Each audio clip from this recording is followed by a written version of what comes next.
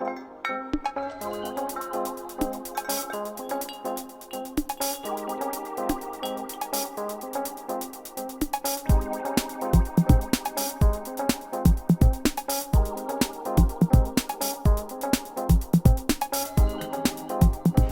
I didn't join FACS, I think I'd still be that quiet girl who would be like sitting in a corner or something. Being Filipino is more than just that Filipino flag hanging from your car. It's the struggles, the generational gaps. It's your history, it's your roots. My favorite part about being in FACS is that you get to meet new people every day. My favorite memory in FACS was being nominated a treasurer for 2002. I wasn't really proud of what I was before because I'm like, oh, I'm just Filipino. But then through FACS, I look further than that.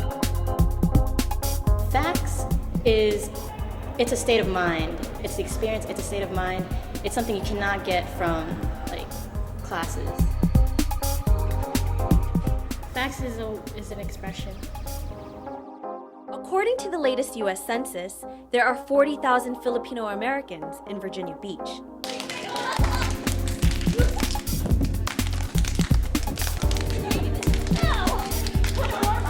And part of this community is represented by the Filipino American Cultural Society of Salem High School.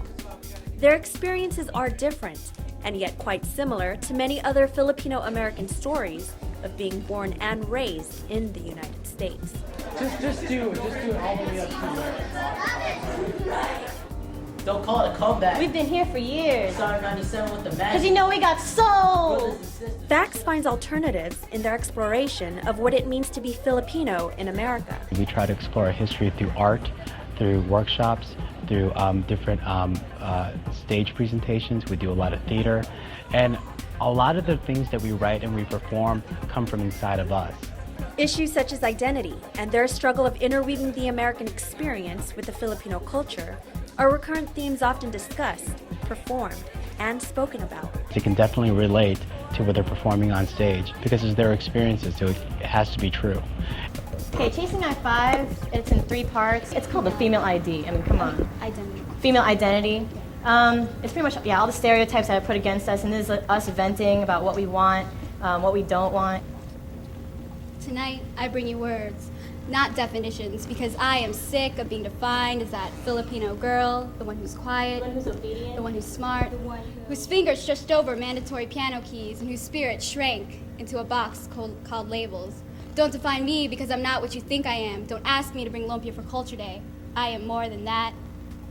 FACS gives you a venue that no other school has. It gives you the venue to express yourself, like in other ways other than cultural parties and like all these fiestas. Honestly, if you think about it, like most people think, we're Filipino, we're gonna be a racer or we're gonna be a b-boy.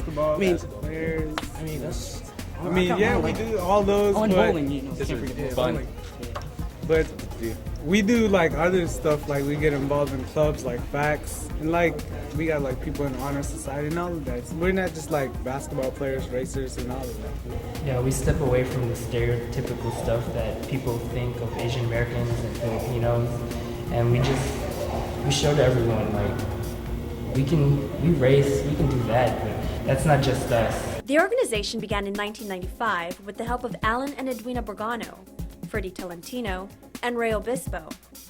They all felt that the Hampton Roads area school system needed a program geared towards the Filipino American student population. This club would be known as FACS and become an outlet for resources, education, and advocacy. I remember the first FACS meeting, I walked in, and there's always distractions, people opening doors. I turned around, and Mr. Bissell was like, I want your attention right here. I always go in the hallways breakdancing, and he showed me that, other people as a society see that as a stereotype against us. A lot of people would say it's just a club, but really it's a big community, it's a family. I really just want people to understand that there's more to being Filipino than the tiniklik sticks and the punsit stuff. To encourage unity in diversity, FACS presents their annual multicultural play. The purpose is to put on a showcase that is entertaining as well as educational.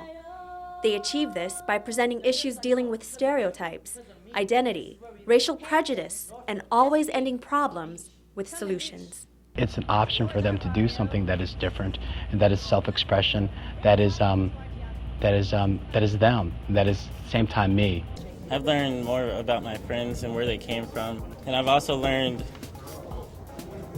more about people's, like, they're not stereotypical as the word. It brought me closer to everybody, like, and also helps me out in like so many different ways, like getting to meet new people and like being comfortable in front of people.